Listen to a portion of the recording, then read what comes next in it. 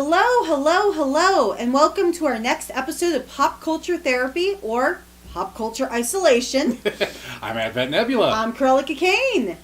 And this week, as I kind of referenced, and we referenced last week, we're going to be talking about pop culture and how we're handling it during isolation. Is your life different than it was before? Is your life still the same, but you're just really not going anywhere because nobody can let you? My life hasn't changed much, considering I work in an essential industry. I work in an essential industry as well. You work in grocery. I work in government contracting, defense essentially. So both of us, we're still working full time, if not more. And that's not to diminish for all the people that are not working. Unfortunately, Kaijin Okami, as he's referenced in a few of his podcasts, we're down to one sole income, which is me. Yeah.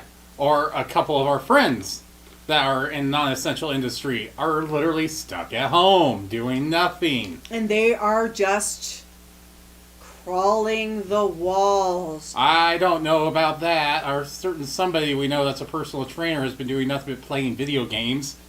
I know. Yes, I remember because he annoys me. So, what we wanted to talk about is kind of have a little fun with it, but at the same time acknowledge how hard it is. Because when you're stuck at home, I work at home probably, I would say 85% of my job I do remotely. I only go into the office, or I did before this happened, once or twice a week for meetings. So I'm used to working from home. The challenge of it has been for me is work has become chaotic because the people that I rely on are either there or they're not. As well as there's no escape. At least when I was working from home before this happened, I could still go to the store, go to the mall, roam around, get out of the world, into the world, and escape. Or Advent and many of our other friends could come over and we could hang out, or we could go out to eat, or we could go do something. There's just been no engagement right now for a lot of that stuff. And for me, I've been working some days 10, 11 hours in a single day.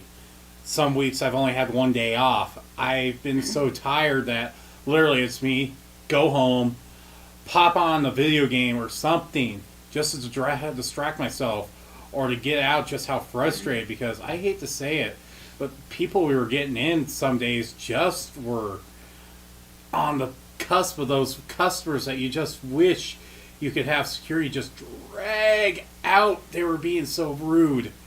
Well, and so I volunteer as well. Basically, they pay for my food, so it's kind of volunteering because it's give and take. But I volunteer for an essential industry that's kind of like a specialty grocer. They're called Dream Dinners. They're all throughout the country. But they make meals for people as well as we make meals for charity because of what's going on right now. We've given away like probably about $15,000 worth of food to be able to help those. And I know King Soopers has been doing a lot of that too. They actually have had us even get more stuff that we can get into Rocky Mountain Food Bank's donation center right now for stuff. They haven't changed what we can donate. It's still the exact same stuff that we're only allowed to donate, but they're really pushing it that we make sure we get as much as we can into coolers to be for donation if it's a perishable item, if it's a non-perishable item, making sure that it is there ready to go for the food bank if it didn't sell within its allotted time. So one PSA I would definitely reference before we really get into this, because unfortunately, even though stay-at-home orders are starting to lift, I know I do not feel comfortable going back to a normal as-is schedule because I am one of those at-risk individuals, pre-diabetic, have asthma. My family has a whole plethora of illnesses that could affect me at the same time. I don't want to get sick. And unfortunately for me, I'm one of those people that would be the asymptomatic that wouldn't get sick at all but could get other people. Mm-hmm. And it's been helpful for work, but I try to just self-isolate myself just because in case I end up contracting what's going around, I don't get somebody accidentally sick that's in high risk. So I try to make sure I'm following the protocols that the state has had, and thankfully we made it at work that's mandatory to wear a mask now. Like, we're in the same room. We're in my home. But even though we're in the same room, we're still technically social distancing from each other, which you could probably hear it from the recording, depending on how the distance might sound. But the PSA I really want to say is still take precaution. Just because things are starting to get a little bit better does not mean it's a free-for-all, and it does not mean that this has ended. I wish I could still believe that it's just the flu. I wish I could still believe that it's being overly hyped. But having talked to quite a few people who have actually had contracted this and what they physically went through, I know it's very debilitating and it's very scary. Yeah, I've contacted people that have had this. They were smokers. Mm-hmm. They were around my age or younger. They were having difficulties with breathing that they never had experienced before. So it is definitely not anything like the flu from what they were describing. One never even had a fever the whole time he was sick. Exactly. So keep yourself safe. If you can help those in need, obviously don't do it to the detriment of yourself. But if you can give a little to help others, definitely try to. Even if it's just a thank you to the grocery store workers as you're walking around, saying thank you, appreciating what they do. If you can give a few bucks to charity, definitely do that. But stay safe, stay healthy, and on to the fun part of isolation. How do you keep yourself sane when you may have mental illness? I have huge depression and anxiety, and staying around with just kaiju as my only resource is a nightmare.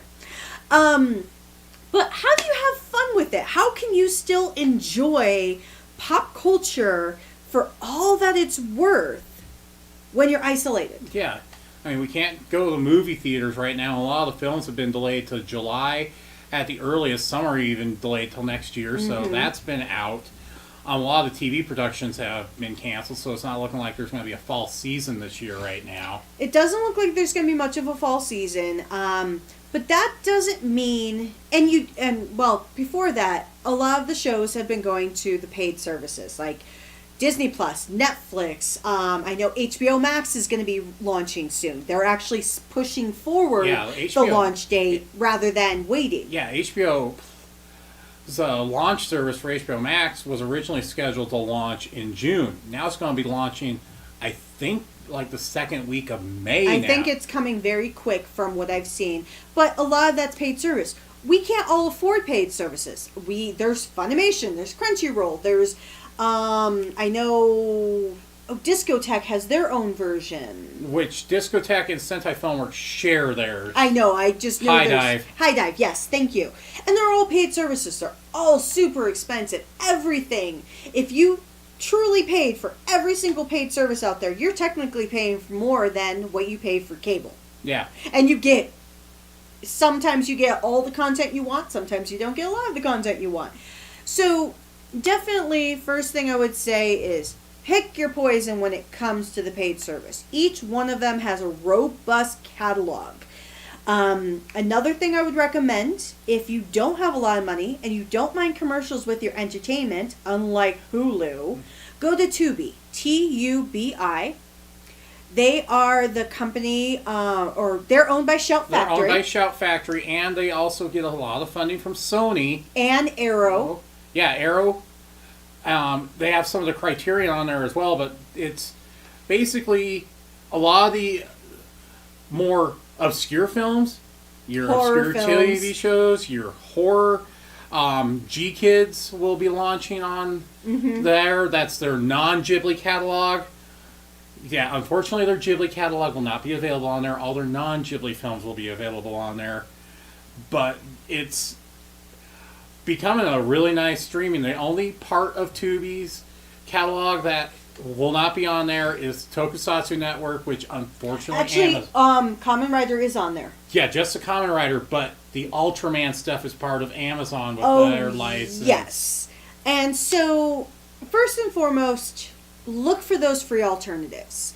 That's what I've been doing. I have been binging so much horror movie. I've watched the Poltergeist series again. I've watched the Exorcist series again. I've started rewatching the Wishmaster series, and now I'll be getting to Phantasm.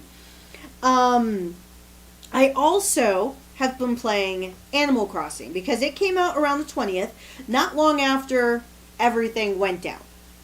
And so I got Animal Crossing. I have played that game so much, I have apparently beaten the game. I'm still playing it because there's more you can do.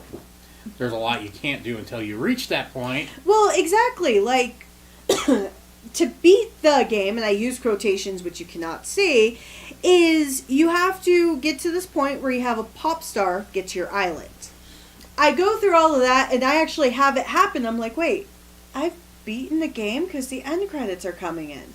And then it's almost like New Game Plus with Animal Crossing. I was like, oh my god, there's a way to kind of beat a story in this game?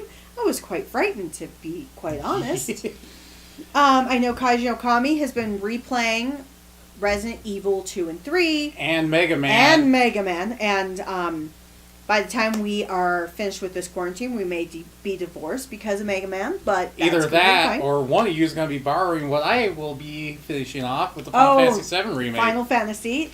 Yes, I will be curious to see that. I haven't rushed to get it only because I kind of do agree with Kaiju that paying $60 for a first part of a game that was originally complete. Yeah, well, here's the thing. It's technically a sequel. Well, he knows a lot of the spoilers. He knows everything that's going on. And he's told me, and we watched Jim Sterling. Yeah. So, video games. We've done a lot of that. We've watched a lot of movies. We've actually, like, this is the first time... I'm a huge Sailor Moon fan. I'm a terrible Sailor Moon fan. Before Viz bought the license for Sailor Moon, I had only watched Sailor Moon, R, and Stars.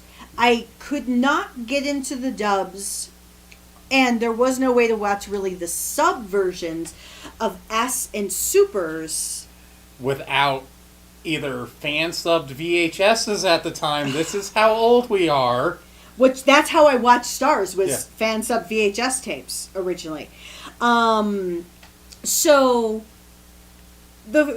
I love Sailor Moon. Actually, Stars was my favorite arc. We're rewatching it right now, but I have to say, S is really good.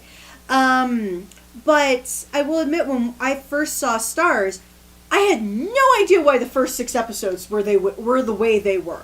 They were like the middle of a story. I'm like, what is going on? And it's the finale of a arc that went over about 64 episodes. And it's the finale. And I have to admit, every subsequent rewatch I've had of Stars, I skip that arc because I'm like, I have no idea what this is context, so I'm skipping it. I'm going to episode 7 and starting from there. So we did a lot of that. A lot of Doctor Who. I watch all of Dr. Stone, and I'm rewatching My Hero Academia. Well, and here was a shocker. Netflix put up the original Saint Seiya in its entirety, and they got back the original dub cast for the most part. Seriously? Yes. And it's the dub that Sentai Filmworks did back when they're ADV. They got most... Because there's a few actors that are not in it that they did replace. One because of him marrying his cousin. Oh, I know who you're talking about because I've been listening to his voice when I'm rewatching Sayuki. Not just Sayuki. Oh God, what series have I been rewatching? Yeah, so Pre-Tier. Yeah, it was a little jarring to hear the character he was voicing. That was a main character with a new voice, with everybody else being the same actors. I'm like, okay, Netflix, I give you props that you're actually using Texas talent now, and that's non-union instead of all the union stuff you've been using in LA. Well, I saw that. I've been rewatching some of Blue Exorcist because I personally, as much as I love the manga, I do love the anime for that series, even if it is not up to the same level as the manga. Maid Sama. If you want to watch a series that's slice of life, that's not to the same level or same robustness of characters as like Fruits Basket is, Maid Sama is so good. It's so funny because you're taking on so many different elements of what does it mean to be feminine. That's like the main storyline. Because you have two characters. You have the main character who is very masculine, but she's feminine at the same time in her part-time job. And then one of the side characters she interacts with a lot is a pop idol who is a boy, but everyone in the world thinks of it as a girl. So how do you go through that dichotomy? And then I've been reading a manga everybody's been telling me to read. That's a slice of life. Kurumi-san can't communicate, which she's an extremely introverted girl who's trying to get in a relationship, but just cannot figure out how to talk to boys, her own mother, about the topic, or anybody at school. And it's just, watching her struggle is actually adorable. Well, I know you are on the cusp of being introverted versus extroverted. You're really in that middle gray area, which is a rarity, because you and Kaishu are perfect examples of that gray area, intro versus extro. And so it's probably got to speak to you in certain respects, but the funny thing is I relate to her father. Because of his frustrations with his work life. So I've not been reading any manga. I've been reading some of the webtoons out there. Which, surprisingly enough, two of them are getting anime adaptations. Which ones? Tower of God and High School Battle. Oh yeah, those I did. Yeah. I want Let's Play to get an anime adaptation. It has anime shorts on YouTube, which are very, very limited compared to the series. But Let's Play, if you don't have to have a paid account, it's a free service. You can actually read I guess I'll just call it a manga, because even though it's by an American, it's kind of like Ruby in a way. American doing anime style. Yeah. Well, the thing about webtoons is you got Americans, you got Koreans, and you got Chinese on, and they translate the Korean and Chinese ones into English. And they do it very well too. Yeah. But they also have a paid service as well, but that's to read any of the stuff that's mature. Yeah. That's both mature and what they call fast pass. Like if you want to read ahead of what the free chapters are. Yeah. So I would definitely recommend Let's Play as a webtoon. The other one is True Beauty. Both of them go on how does somebody cope when there's certain expectations based on the person, based on what they look like, how they act, and how they relate to others. Because Let's Play actually delves into mental illness, where Let's Play delves into, can you be yourself when everybody has a certain level of beauty that has to exist in the world? Yeah. And surprise, I have gotten 2 platinums on my PlayStation. I know! I've been so impressed because you are not a platinum hoarder like Kaiju is. Yeah. Kaiju will find a way to platinum a game, if he can, as long as it doesn't require him playing online. But you're not... I'm not a you're trophy a casual hunter. Gamer. Yeah, I'm not a trophy hunter, and this has started to turn me into a trophy hunter. There are certain games where I'm like, no. Not worth it. Not worth it. But yeah, you've gotten platinums. Kaiju has gotten the platinum on the first set of Mega Man, which, trust me, for the world out there, this was not an easy feat, because I personally had to go through so many emotions, and I'm making this all about me. He could have played the game, I don't care. I'm making it all about me, because I had to exist in the same house as somebody who was fighting Mega Man. Yeah, if you've never had the experience, let me just describe watching him play Mega Man. It's something you want to record, because I've never seen somebody get so mad, and I've watched this guy play Metroid games. And it makes me laugh because Advent's the one who will throw his controllers out the window, where Kaiju will just throw every other object in the house. I have had water bottles thrown. I've had books thrown. I'm surprised I haven't had the table thrown yet. Well, when I had a working computer and was playing Dark Souls, there's a reason why I gave him this is a Dark Souls experience with the video of getting ran over by a rock, falling one level, the rock hits you, falls you down another level, and then kills you. I'm like, yeah, that's what it's like playing Dark Souls. Which, sadly, it shows I am kind of a masochist when it comes to gaming now. Oh, but I will say for gaming, I am looking forward to replaying Persona 5 Royal. Just because with all the fixes and things like that. Because I haven't beaten Persona 5 yet. Because the one level, as you know, really, really aggravated me to the point I'm like, you know what? I'm just going to back burner this for the moment. Because I am a terrible gamer. If I rage quit. I am a great example of that passive-aggressive rage quitter. Where Advent will rage quit and then pick up the controller like 20 minutes later. Or I'll turn it off for a day, come back, find a YouTube tutorial or a map that somebody has for puzzle dungeons that are frustrating the hell out of me, and then go back and replay it. Yes, you are a good rage quitter because you commit back to it. Kaiju is a rage continuer. He will die 50 times, and I have actually counted this, until he has beaten, and he will not give up until he has beaten a level, even if he dies at the same points over and over and over again. Are you sure he doesn't want to get into Dark Souls? Because this sounds like a game that would be perfect for him. I don't know if I can mentally handle him playing Dark Souls. Whereas I'm a rage quitter, like, if I get so pissed off at a game, I will just smile, like, oh, I got other things to do, shut off the game, and walk away for about 3 months to a year. And then when I get back to it, I will start picking up, either I will pick up right where I left off, or I will purposely restart the entire game over, which frustrates Kaiju to no end. Because I did that with Persona 3 before I beat it 4 times. And then your PlayStation 3 died. No, it was the PlayStation 2 that died, wasn't it? Oh, yes. Yeah, it was the PlayStation 2. And then And it died with .hack in the system. And then your PlayStation 3 that was the backwards compatible died with something in it too.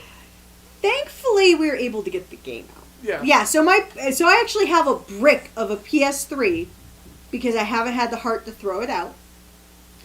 But yeah, I've had 2 video game systems die on me. At least she wasn't the night he had the yellow light of death. Yeah, I still have my PS2. I don't have my PS1 any longer. But your Vita, I'm surprised you haven't gotten back into using that recently. I will be. I've just been playing Animal Crossing. Yeah. But I know it's been kind of very casual with how we've been talking. The reason is because